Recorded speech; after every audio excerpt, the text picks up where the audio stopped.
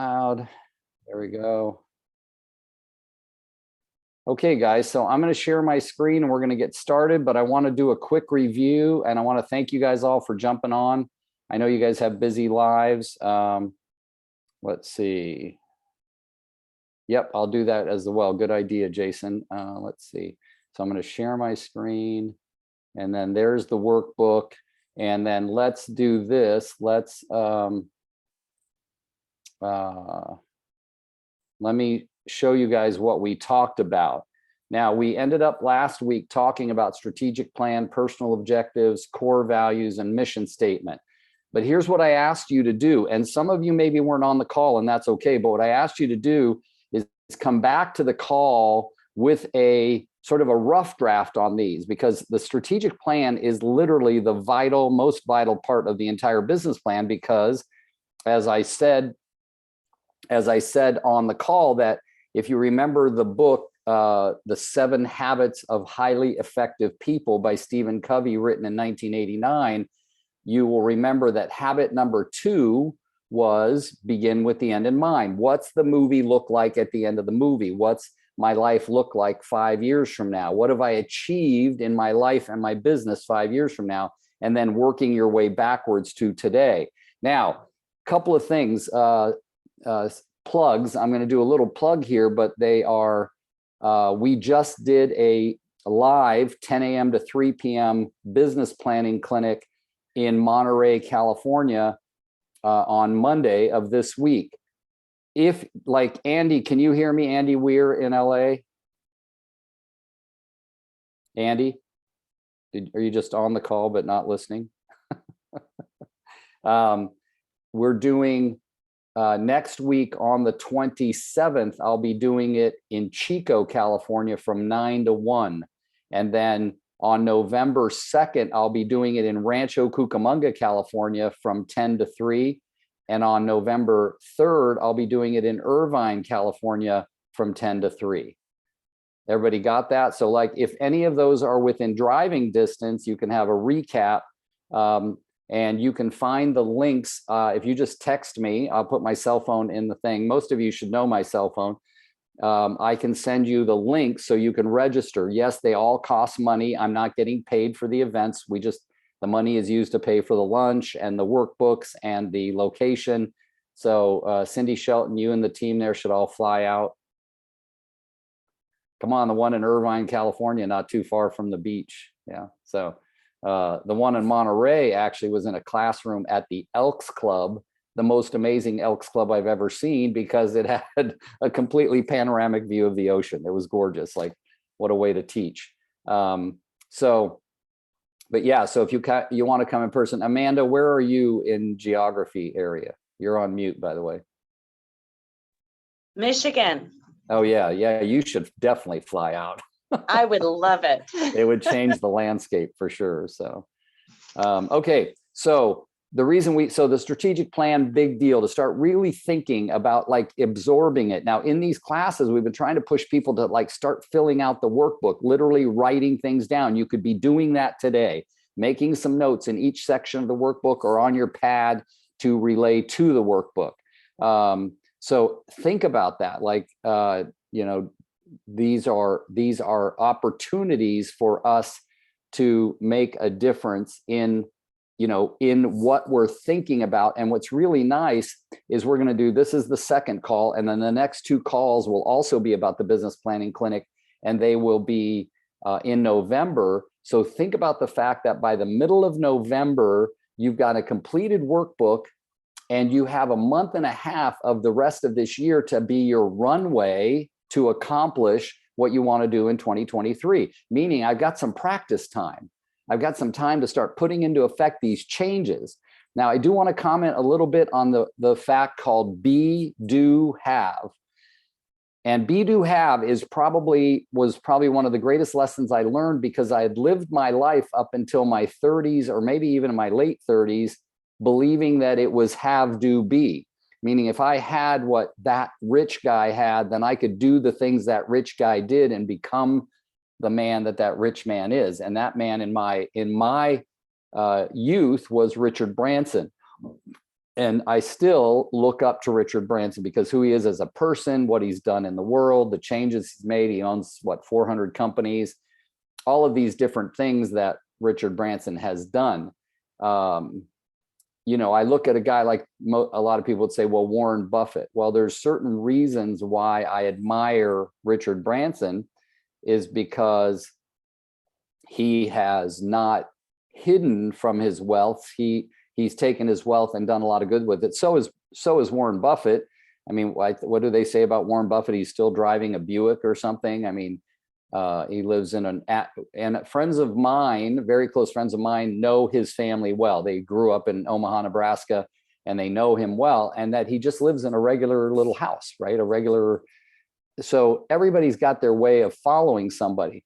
But one of the things that I'd like you to think about today, and we talk about this in the class, is Anthony Robbins or Tony Robbins says that people who succeed highly in life are only professional modelers. They're modeling themselves after people who came before them and did what they do, right? So a lot of you have created some things that other people want to follow. I don't know what it is. Maybe it's the way you dress. Maybe it's the way you talk. Maybe it's how successful you are in your real estate business. Maybe it's who you are as a mother or a father.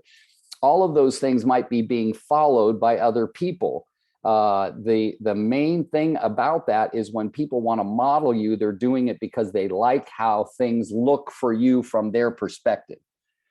All right. So I'd like you to think about who you'd like to model. And if you're thinking about that person, you're writing that person's name down. The only thing I ask you to do is that it cannot be a fictional character, you know, like, oh, I want to be more like Superman. Pick someone, even if the person is dead, and even if the person doesn't know you or you don't know them, but you know of them. Okay. So for instance, like I said, Richard Branson, my mom and my dad are pretty high up there on the list for different reasons. My mom and my dad were behaviorally two completely different people, but I had lessons in my life, even today at 65, that I reflect on that were a matter of modeling after either A, my mom, or B, my dad. Right? But you get to pick that. Don't go by my examples. Who are those people for you? And I want you to think about it for a minute, because I'm going to ask in a minute that one or two of you share who is the person in life that you most want to model yourself after, so that your future life, and by the way, my future life means the rest of today, tomorrow. It doesn't mean a specific time. The word future means anything past now. So think about that as you're doing this exercise. When you start looking at my strategic plan, how is my strategic plan going to be affected by my desire to model myself after so-and-so or this person or that person, right? So, you know, you have to, in other words, like I tell people regularly that I'm 65 years old now, but I know for a fact that I was 57 years old before I finally figured out what truly my big why was. I have one of my nearest and dearest friends in the world, Jay Malis, on the call, which I'm happy to see. Hi. And she's like, when I watch her, I admire her because she makes big decisions about what's going to be best for her and her family in the future, including moving like from one state to another state, right? Like big plans and how it's going to look in the future and what that looks like, right? And does she have to have faith and gratitude? Yes. Whether she thinks she has faith or gratitude, she does. From the people from the outside are saying, well, she has faith that her decisions are going to prove fruitful. So that's her here's my strategic plan. We're going to sell this house. We're going to move to another state. We're going to set this up. I'm going to run real estate companies in different states from my home state. Like, it's huge. It boggles my mind. And I used to own 9 real estate franchises, and it still boggles my mind. So she's thinking of her strategic plan for the future. This is how it's going to look. So you have to have faith that the decisions you make will lead you to the dreams that are at the end of that strategic plan. All right. So then we went on to, I'll share my screen. We went on to, after you look at the strategic plan, it's asked, what do I want to achieve in my business in 5 years, my life in 5 years, my business in 1 year, life in 1 year, and business and life in 6 months. But these last 3 questions that were vital, these questions were very vital. that you say, how will I know I'm making progress? What's the biggest pain right now in my business, and what is going really well for me? I'm not going to review too much because I really want to get to the next part. These were your personal objectives, and we got down out there fitness, guys. Remember to add the word finances. Okay, in the new workbook that we have, which eventually I'll email out to you, family, faith, fun, friends, fitness, and finance. Then we went to core values. I'd like you all to write this down. If you go to rickjihateam.com, rickjihateam.com, you will see both my core values and my mission statement. Why do I ask you to do that? Not because you have to use mine as an example, but because mine are an example. That's all. They don't have to be good, bad, right, or wrong, but they're an example for you.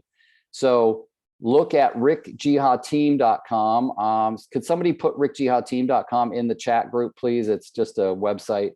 And go down to the bottom, I think, and you'll find my core values and my mission statement. All right. Did Andy Weir come back on the call at all? Andy, I can't see or hear you if you're out there. Yes, yeah, I sure did. Okay. Are you anywhere near any of my classes down there? Did you hear me talk about them? I was just Irvine adjacent yesterday. Oh, okay. Well, I'm doing Rancho Cucamonga on November 2nd and Irvine November 3rd, just a 5-hour business planning clinic. Okay. And they are company agnostic. And I think they're all about $49. I think the location in Rancho holds 200 people. So, okay. Cool. Thanks. Yeah. You guys all know what I mean by company agnostic. Does anybody know what I mean by that? Amanda? Anyone's welcome. Thank you very much. Okay, strengths, weaknesses, opportunities, and threats. We talked about this. This is the one thing I don't remember if we talked about. Who was on the call last time? Okay, Bruce, do you remember if we discussed about taking 5 of these and passing them out to other people? Okay, good. Well, then let's talk about that right now. When we take what we do with these SWOT analysis is strengths, weaknesses, opportunities, and threats. One of the most valuable parts of this exercise, of course, is for you to take this blank form and you yourself write down what you think your strengths, your weaknesses are, which you control, and what opportunities and threats are that you don't control. Remember, you don't control opportunities and threats. They are happening without your input or without your decision. Interest rates, inventory, tornadoes, hurricanes, fires, whatever they are, those are all opportunities and threats. So what I ask you to do is write these down, give them some serious thought. You should start thinking about them right now in the moment while I'm talking about them. What are some of my strengths? What are some of my weaknesses? Then you'll notice in your workbook, it gives you some blank pages. You didn't have to do that. But when you think about this, I want to give them to 5 people. This is my exercise for you. I'm going to take this blank one and give it to 3 people that are not in the industry that you know, love, and trust. Okay. Or know, like, and trust. 3 people that are in the industry that you know, like, and trust, and ask them to fill them out about you. Okay. And what you do. So say, hey, Jim, you and I have been playing golf for years. I like you. I trust you. I think you're an amazing human. Can you please fill one of these out for me? And please be brutally honest. Don't worry about hurting my feelings. Just fill it out honestly. Now you might say, well, what does Phil know? What does Jim know about opportunities and threats in my business? That's not the point. The point is, what are Jim's perspectives of your strengths and weaknesses, and what are threats and opportunities in your business from his outside perspective? That's the beauty of this. But you're also going to give it to 2 people you know, like, and trust in the industry that can see you from the outside. You guys have heard this example before. I've said it a million times. When I first did this booklet 5 years ago, and I wrote down patience as my #1 strength, when I handed it to my wife and to my assistant, they wrote down patience as my #1 weakness. Who's got a better view of my strengths and weaknesses than people on the outside who know, love, and trust me, right? So it's important that you pass out 5 of them and ask them to get them back to you within 48 hours. Even if you get them back in 3 or 4 days, but if you ask for them in 48 hours, it gives you a good perspective. So yes, I'll repaste let's see. the link for the workbook. There we go again. Copy. Okay. All right. So now when we get this, this is a big exercise, but the last page of this is a big thing. This one right here is looking at all the opportunities you have and combining them with your strengths. But I want to open your mind to look at the threats and say, how can my strengths help overcome those threats in the industry? Okay. As soon as we are finished with the series of calls, I've got some exciting stuff coming. Workman Success Systems, the company I coach with, is creating all this stuff, all of this, I'm not going to say propaganda, but I will say the word propaganda. We're creating all this great stuff that we want to share with people on how to handle the shift in the market, how to handle what I call the market of opportunity. So, so I'm going to be sharing that with you after we get to our 1st of December call, because I think we will most likely be, this is just straight bourbon, guys. So it helps me get through the day. I'm kidding. So anyway, look at this sheet though, and what you'll do is you'll combine those, but the bigger lesson on this sheet is look at your weaknesses. Okay, I know what they are. I'm very clear on what they are. Like I have no doubt what they are, and I get help from Casey, my wife, on what they are. Jay Mollies, who I've called on before today and mentioned her, also has a way, that's right, I love Palomas, thank you. Lately, I've been doing a lot of gin and tonics too, and vodka tonics. But Jay Mollies has a way of just being her amazing self. And at the same time, I'm learning where my weaknesses are. Like, you know, I get a little overwhelmed and sometimes I'm not as responsive as I'd like to be. So those are big in my weakness thought. So now what do I have to do when I have a weakness? Look at this form. What does it say? Left, it says to learn it. Right, it says to outsource it. What it's telling you is you're not going to be able to conquer all your weaknesses. Some of them you're going to need to outsource. Some you'll need to learn to make it a strength. Get that? Like quit beating up on yourself and decide, is this a weakness I need to conquer, or is this one I'm giving to someone else and I don't got to deal with it anymore? These are important factors in my workbook. Okay. So I want you to be thinking of that as you look at the form. Now let's move on a little bit more quickly. The income goal spreadsheet. Okay, now this is something that calculates itself. Let's see, just finished my 4 pillars. Good job, Andy, and thank you. Take off, buddy. These are all being recorded so you can share them with your whole office. This is number 2. So you can go back and find them on the YouTube channel. So anyway, guys, so when we look at this, here's something I want to remind you about this. And I've got another sheet coming for you that we are refining it.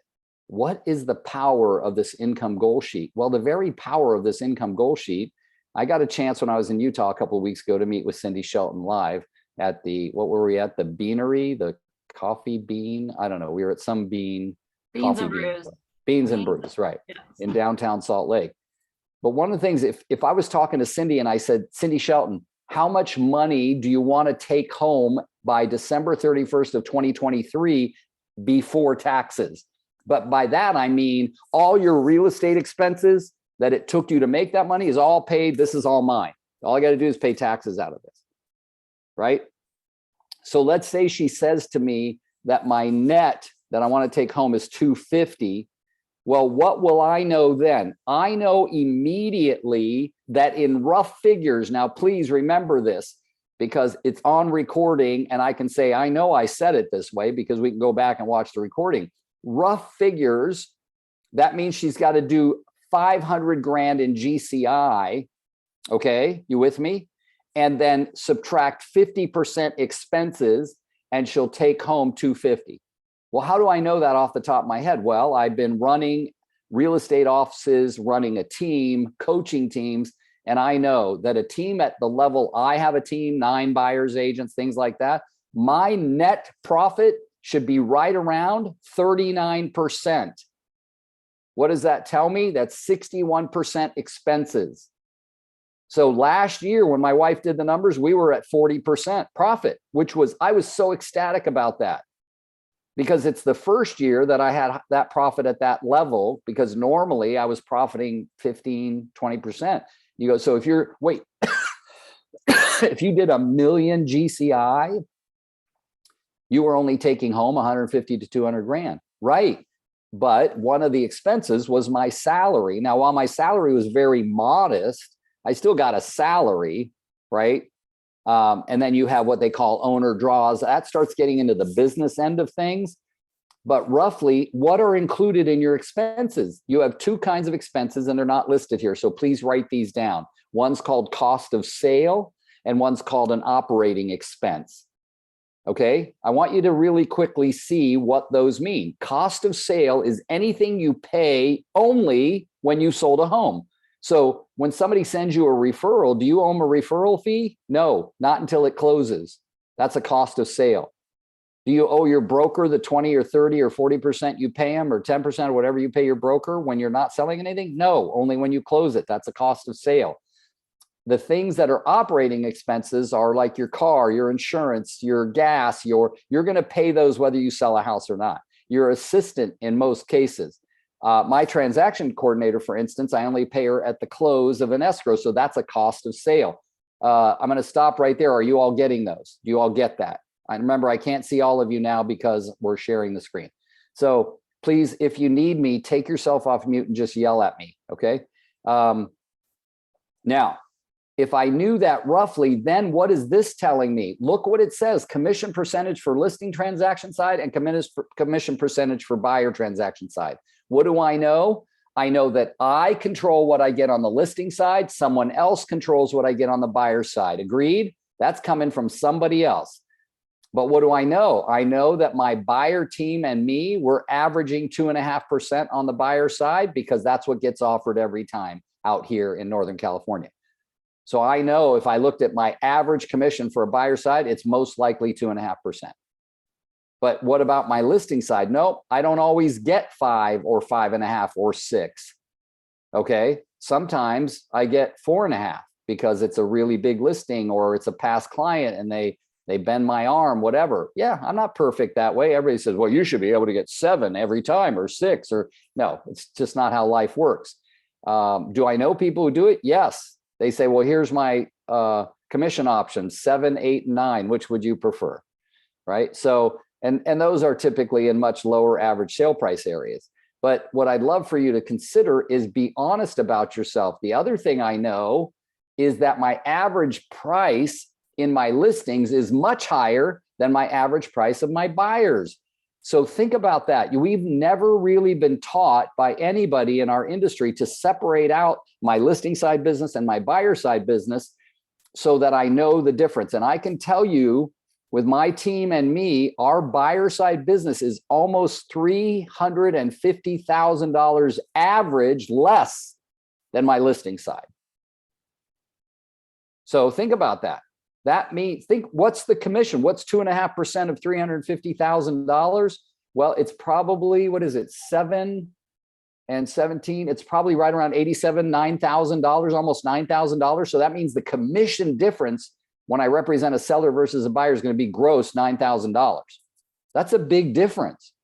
So what do I want to do more of? I want to do more of listings because I get more money that way. Plus, I spend less time with sellers than I do with buyers. But let's be honest, buyers are a crux of the business. So I don't want to give them up until I have so many buyer leads that I have to start giving them to buyer's agents. So this sheet is vital for you to understand how it works. And it takes time. You're not going to do it on today's call, but you're going to have to do it at some point where you sit down and you start filling out the numbers. If you are newer and you don't have something to compare it to, meaning you haven't had a lot of years where you can say, what's my average list price versus my average buyer sale price, then look, use it as a way to determine what you'd like it to be in 2023 and use that. Okay. Tell me what I'd like it to be. And a lot of times we're going 50-50. If you're an independent agent, it's a good number to use. I'm going to do 50% listings and 50% buyers, unless that's just not how your business operates. But what I'd like you to think about is, do I want to do this sheet with how things are today? which yes, you need that for an idea, or do I want to do this sheet on how I'm planning on things being in 2023? So look at those numbers and really start to be. I can tell you that I really need to bring up in general my listing commission, because even 0.1% with the volume I do would make such a huge difference income wise. Think about that. If you're doing, I think we're on track to do maybe 80 or 90 million, but if we think about 0.1% on the listing side, that probably would have been another 100 grand in the year, right? Just 0.1%. So all the numbers make a big difference. Okay. Remember, you are a valuable asset, and and you deserve what you make. All right. So that is the part of the income goal sheet. And remember, down here, it's going to get all the way down to listing appointments and buyer appointments. When we did the class in Monterey on Monday, we used an example of somebody wanting to net $500,000 take home, which means they had to gross $1 million in commission. In this area that we were doing, we used an average sale price of $700,000 because that was actually a little lower, but we used that. And what was really cool is that it got down to, if for the person to have their big, hairy, audacious goal, their huge, big, hairy, audacious goal was to take home 500 grand, which meant they did $1 million in gross commission income. And I said, you know, what's the most you've ever made in a year or taken home? And they said it was like 180. All right. So let me ask you something. If you set this big, hairy, audacious goal to take home 500 grand before taxes, and your biggest year before that was 180, let's say you missed your big, hairy, audacious goal and all you took home was 400 or 380.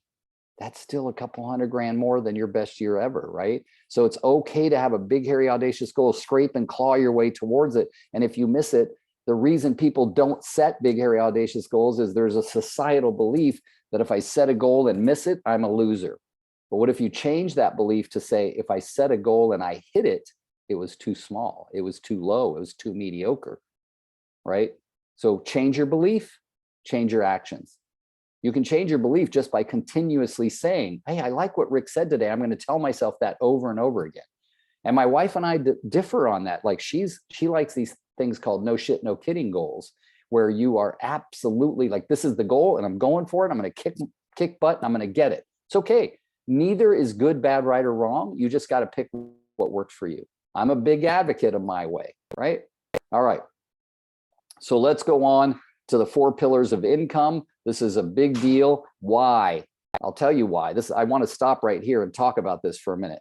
4 pillars of income. You guys, I'm going to go off the sheet for a minute to talking to all of you, because I want you to focus on me for a minute and not just on the picture. But by now you should have the workbook open. It's in the chat group. Click on it. It'll open up in your computer or your phone or wherever you are, except for those of you driving, probably can't do that. But here's the thing I want to talk about: 4 pillars. The 4 pillars of income is literally purposely designed to get you to 4 different ways of creating business. Terry, is your son on anywhere, or did he have to bounce? Oh, there he is. He's on there. Okay, I just found him. And 4 different ways of creating the income that you want in your real estate sales business. Okay, where think of this, where each one individually could get you all your goals. Okay, so let's take for an example, we had somebody raise their hand and say, I want to sell 24 houses next year, and they were really good at open houses, right? Could you sell 24 houses in a year if you did 3 to 4 open houses a week or more? And the answer is absolutely yes. If you did them with purpose, if you had, you know, if you knocked on some doors before you did your open house, all of those things would all be very viable for you. And what would one of your pillars be, or your best pillar? Open houses. But we know that we can't put all our eggs in one basket, right? Think of all the REO agents from 2008 to 2011 that literally put all their eggs in the REO basket. And when the REO business went away, they had nothing left, but they had ignored, I have friends, I'm talking specifically about people I know, had ignored their database for 4 years. and they had to go back. Some of them just got out of business because they made so much money they retired. But I talked to a guy the other day. He sold over 1,800 REOs in 3 years, right? And he built a really big business. But he said he really loves his business now because he went and started farming his neighborhood when REOs went away. And now he's part of his community. He goes to all of the HOA stuff. He lives in a senior community or a 55 plus community. I don't even know that those are called senior anymore. But anyway, it's really changed his life considerably. And he's loving life more and loving real estate more, so much that he got involved in the board and he became a president of the board. And like, he's really enjoying it now. He felt like he had so much stress and pressure in the REO days. But he's done REOs since the 70s, before they were actually, anybody knew what they were. So he still gets calls all the time. Now, why do I say that? I'm saying that because you have to pick what your pillars are. And here's the thing. If you pick the pillar, thank you, Bruce, age qualified. I'm age qualified. I'm experience qualified too. But if you pick a pillar, get really good at it, then pick your next pillar. What are my pillars? Well, for instance, I'm going to give you an example. I'm really good at getting referrals, really good. However, I get two kinds of referrals, and it is very important in my business to track those two different kinds. What are they? Agent, consumer. Consumer referrals come with what? No referral fee. What do agent referrals come with? Referral fees. Guess what? 82% of all my referrals are agent referrals, not consumer. What's my goal? Build up the consumer referrals. Do I want to knock this down? No, I want to build that up too. I just want it to be a smaller percentage in the end because I'm not paying as many referral fees. Did you get that? That's the one thing that when my wife did a big analysis of our financials, she said, gosh, if you could just get more customer referrals, right, that would be great. So recently we put a 925 in without a referral fee. We put in a 2-point-something million without a referral fee. And these are like, the more I see the nets on those, I'm like, damn, baby. So those are the things I want you to be thinking about. So one of my pillars is referrals, but I've got actually two pillars. I have agent referrals and I have consumer referrals, and I have open houses, and think about those. But you got to get really good at each pillar before you start another pillar. Some of you may have what we call lead aggregators, like a Zillow, or you're using Boomtown or Sync, or you're putting ad money into your CRM. Those count. But are you getting really good at them? Are you watching your conversion and your nurturing and those kinds of things? So more and more for you to consider as you look at this. Okay. Now, as we go through, I'm going to share my screen again. Remember what I said, each pillar on its own should be able to fulfill your dreams. If I really, really, really worked my phone, just what's in this phone, I have 37,000 contacts in my iPhone. No joke, 37,000. It's a ridiculous amount. And even if we take out, which I think is going to be about 5,000 duplicates, I'm still over 30,000 contacts in my phone. Okay. So what? Am I working my phone? Am I working my database? Not as well as I possibly could. And the more I do that, the better life looks for me. So let's think about that as we go through it and start wondering, what are my pillars? What I love about this booklet I'm sending you is it's an editable PDF. Like what I could put right here is agent referrals, right? See how, is that showing up on your screen when I'm typing? Okay, and then right here I could put open houses, right? And then here I could put Clayton. Clayton's a new guy that we hired who's gonna build us a funnel, right, of leads, right? So his name's Clayton. He's 22 years old. He's the smartest guy I ever heard. And by the way, if you need Clayton, I will gladly refer you to him. He's amazing. He's amazing. He takes away any need for us to pay Zillow any money or anybody else. And if you're not running where you have people to follow up, because he builds in ISAs and accountability, he's amazing. So anyway, we'll talk about that. But here's another one. Remember when we had Stephen Ross on the call, and he wrote a book called Doors Open When You Knock? That guy's amazing, right? Well, he knocked on 125,000 doors in 18 years of selling real estate, and he made a ton of money that way, and he still does. So you got to think about what your open houses, what your 4 pillars are, and get on them. Your business marketing plan.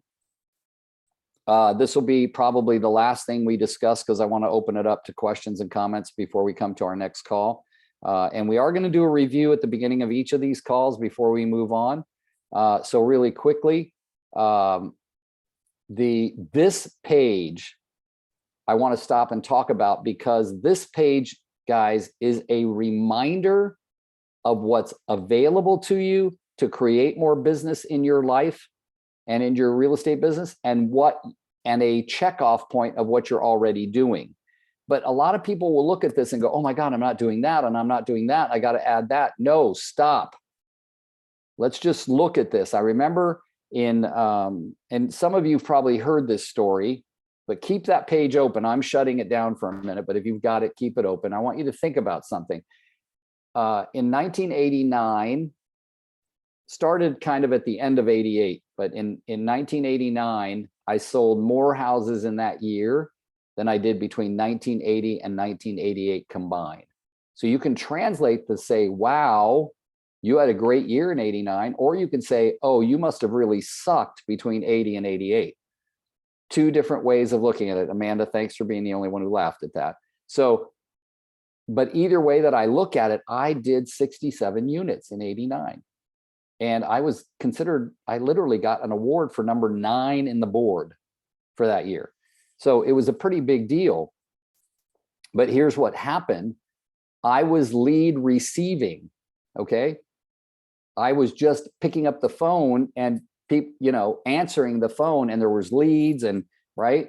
And people look at 89 as when the earthquake happened, the market changed, but the market had actually started to change a good 2 or 3 months before the earthquake. We just weren't noticing it as much.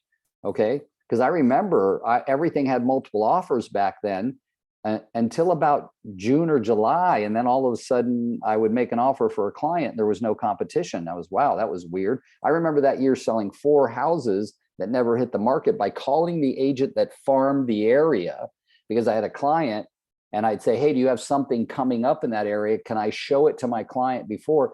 And it was, back then it was all about the relationship. There was no online, there was none of this. So Northgate was an area in Fremont that I worked, and I'd call Stan. He farmed it like crazy. And he goes, yeah, come on, bring them over here. And the people wouldn't have to do anything. They wouldn't have to do photography or anything. They'd just come over and we'd write an offer. But why am I saying that? Well, 1990, at the end of 1989, it was like God had this master phone switch and he turned it off. The phone wasn't ringing, right? So we had to do lead generating. So in 1990, I started to panic. I literally had to refinance my home to pay 40 grand in taxes that I didn't have for what I made in 89. And so we looked, I said, I got to do something. I either got to get out of real estate and get a job, or I got to do a last ditch effort. So on borrowed money, credit card borrowed money, I went to the NAR convention for my very first time in 1990. It was the first time I got out of the little box of Fremont, California, where I sold homes. I went to the NAR convention in New Orleans, and I was committed. Like, I was this desperate family man. And there were people back home, like my wife and kids, that were depending on me. And I took 157 pages of notes at that convention. I actually partnered up or sort of buddied up with these 4 ladies that were all old enough to be my mom from Vermont. I said, look, guys, I'm here just to do classes to show me how to sell more houses. And they go, so are we. So we started hitting all these tracks. And I remember on the last day, the guy said, I was in a class on the very last day, was flying home the next morning. And the guy said, everybody in here who took tons and tons of notes, raise your hand. And I did. And he said, okay, and everybody did. And he goes, how many of you are flying home tomorrow? And almost the whole class raised their hands. And he goes, how many of you have a ton of ideas of great things you're going to do when you get home? And all of us raised our hands. He said, here's what I want you to do so that you don't mess up. He said, on the plane on the way home, I want you to get all your notes out. And I said, I want you to circle 8 or 10 great ideas that you learned, right? So I was like writing down what he told me to do. He said, then I want you to narrow it down to 3, your 3 favorites. He said, because if you try to incorporate more than 3 new things in your year, you'll blow up and implode your whole year. You'll be distracted. He goes, 3's the maximum, 2's ideal. So I did that. And what did I do? I incorporated being more in communication with my database and the people I knew who already owned homes. How did I do that? People would come into my mom and dad's restaurant. Back then, credit cards weren't used. It was usually cash or a check. And guess what everybody had on their check? Their name, their address, and their home phone number. Everybody had it. So my dad, I agreed with my dad. He would make mimeograph copies of all of the checks. Shut up, Bruce. And he would make mimeograph copies of all the checks, and that became my Rolodex. I actually had a big Rolodex, and that became the basis of my business. And in 1991, after I went to NAR in 1990, I doubled my business. At the end of 91, I went to NAR again, came back 92, doubled my business again, went to NAR again in 93, doubled it again. By then, I was considered one of the highest producing agents in Alameda County. Guess what? Just following what people were teaching me, just modeling myself after others. All right. That's why it's important when you look at that sheet called the business marketing plan, that you don't all of a sudden just start just saying, oh, I'm going to do this, I'm going to do that. Take your time, pick one or two things that you can add, make the things you're currently doing that are productive for you more productive. In other words, build on your strengths, not your weaknesses. If somebody told me all of a sudden, I want you to really build up a big FSBO business, Rick, call FSBOs. Well, I have no FSBO business right now, so I don't know that I'd put my effort in that if it were me. But if I was coaching somebody else on how to get more listings and they weren't getting any, then FSBOs would be a big deal, right? That's what I want you to think about when you look at this sheet, is really preparing yourself for adding things into your business a little bit at a time, but get better. You can't just add stuff if you're already a squirrel person, right? Where every time a new email goes, you're like, oh, I'm going to make some calls today. And a new email pops up and says, want to learn some new ways to get some business? You're like, squirrel, make your damn calls. Ignore your email box, ignore your text messages. I get calls from bold leads all of the time. It's a company. I get calls from Zillow all of the time. Sometimes I think it's Danny in Colorado because they're both 720 numbers, but it's Zillow. It's Zillow calling me going, Rick, we have a special going on in your area. No, I got more business than I can deal with if I just called people, right? Now, I have a list. I've shared with you this before. This is single pages like this, single sheet of paper pages, and the stack is easily this high of listing appointments I've gone on in the last 10 years where they didn't list with me and they didn't list with anyone else either. If I just called all of those, how many listings do you think I'd get? Well, I got a stack, and we'll see, because I'm going to call them all. So how much opportunity do you have with people you've spoken to in the past or that crossed your paths, and where's their names and numbers, and what the hell are you doing to change things right now? If we start now in October, by the time we hit January, we'll have paychecks, which is great to have paychecks around Christmas and New Year's, and we'll have an idea about how we can make next year better. Now, last thing before I let you go and ask some questions, I started to talk about be, do, have, and I talked about Richard Branson, and I got distracted because I said I used to live by have, do, be. But be, do, have is this. It's acting as if. I want you to remember an author named Dr. Benjamin Hardy. He wrote a book called Willpower Doesn't Work, but he's written a lot of books. But what Dr. Benjamin Hardy says, and people long before him says, be the way you would be being if all your dreams had come true. That's why Dr. Benjamin Hardy says, act as if. If I've already, all my dreams come true, how would I be? Well, I'd probably sit up straighter. I'd probably be a lot happier. I'd probably be more confident, feeling like my decisions are rock solid when I make them, shit happens. Like, how would I be being? And you have to be that way first before you start to be able to do the things, because you have to be much more confident to do the things that you're typically uncomfortable doing that will get you what you want in life. Simple as that.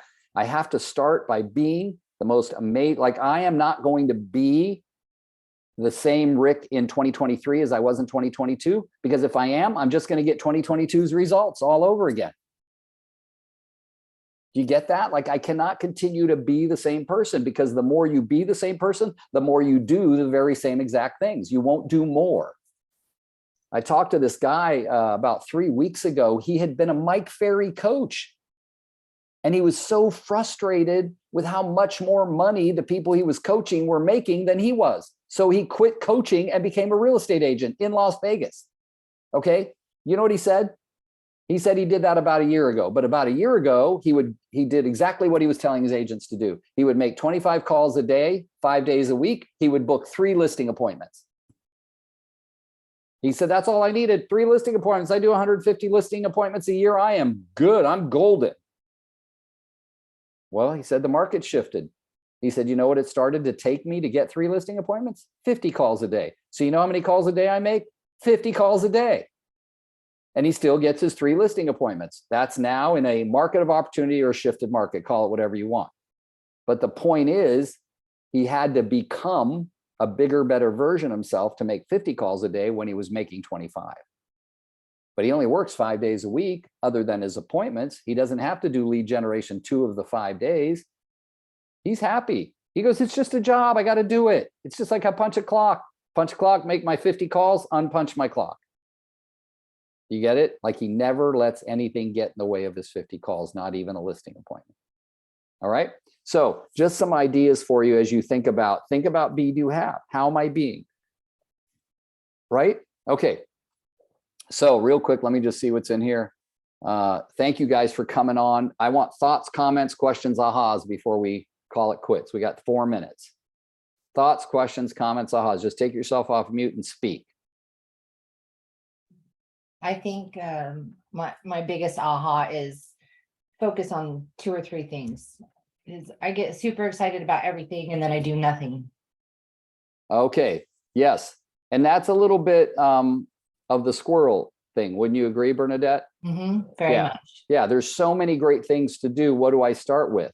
Well, I saw a video, I can't remember where, but the guy speaking was easily in his 70s, and he was talking about that the most successful people from the 1950s to the 2022s, when you ask them what is the one tool that you all had in common, do you know what he said? It was so cool. He said, and he picked it up. He said, a yellow pad. He said, because even the people that have the most amount of technology at their fingertips, way back in the 50s, there wasn't much, but even now, they woke up every morning, they grabbed their yellow pad and they wrote down the most important things that they needed to accomplish in that day. And he said that has been the most significant tool of all of the most successful people. And he says, we're talking about presidents, chairmen of the boards, Warren Buffett. Like, think about it. If we're going to model after people, let's just start with a list of things we must get done today, right? Yep. I have a yellow pad on the island with a list for Bruce and I to go over. There you go. There you go. Who else got a comment, question, thought, aha? I have a thought. I need to quell all the educational noise. Too many sources of education, unfortunate for me, winds me up in an education rabbit hole. Yeah. I need to You become a professional student. Yeah. And I mean, they're all saying the same damn thing, unfortunately. I just need to, like I said, focus on one educational source or 2, maybe, if they're teaching different things. Yeah, Bruce, do you remember when I went to Vegas and you were in the room that day? I don't know if you recall the question I asked when I first got started. I asked it right in front of the room. I said, how many people in here? I think we had about 50, 70 people in there, maybe 70 people in there the first day. Already know one thing that you could do that if you did it, your business would change dramatically for the better. And you're not currently doing it. Every single person in the room raised their hand that they already all knew one thing that they could do, that if they did it consistently, it would make their business amazingly better, and you're not currently doing it. And every single person raised their hand. And I said, well, we could end the seminar right now and you go home and do that one thing today, tomorrow, and every day. And I don't need to talk to you today. But why do people do that? Because they still need a fire under their butt. And sometimes going to another seminar lights the fire under their butt, but it lights the fire under their butt and then distracts them from the things they know that if they did them right. So how do we continue to get a fire lit under our butt every morning and then do those things we already know to do and quit paying for more ideas and quit paying? Like, I am so easily distracted by someone saying, want more listings? I get texts like that every freaking day. Want more listings? Not having to pay for them, but just pay a referral fee when they close. Enough. I could call a few people. I'm going to have to call them anyway. Why not just call the people that I'm not going to have a referral fee with? So yeah, it's definitely a frustrating thing, Bruce. So I totally get that. And I've been a victim myself of being a professional student and then not doing anything, right? So Good for you for being honest. Who else? I would just like to say, throughout the year of just these calls in general, just remembering that you have to really take what you're good at and really focus on it. And so the two things, that's the biggest thing, because we get so scattered, we put out fires and everything every day, but just picking up the phone call for me, like with my past clients, I'm 96% referral based. Why am I not making that my priority? That's a good question. And have you come up with an answer? Yes, I don't carve out time. I need to make an appointment in my calendar and say I'm busy. Okay, good. Yes. And blocking it in your calendar. Like if you look at my calendar versus what gets executed, are they always the same? No, because you can even block them in your calendar, but I know my demons, right? So Amanda, what I do is sometimes I'll tell Siri just to set an alarm in my phone, even though it's already in my calendar for 5 minutes before that time, so that I get another shocking alarm that says, hey, you're about to enter this time where you're supposed to be calling. Okay. So it's definitely important and good for you for noticing it. Just notice. So we said everybody, the new rule is ABC, awareness before change. Now I'm Amanda. I'm now aware that I allow myself to get distracted. Now I can make a change accordingly. So, all right. Well, I'm really late for my next call because we answered questions for way too long. So guys, you'll get the recording in the next email. I love you all. I hope you're here for the next. We got 2 more of these just to finish the business plan workbook, and I'll send out the recording and all of that. Love you guys. See you next time. Bye-bye.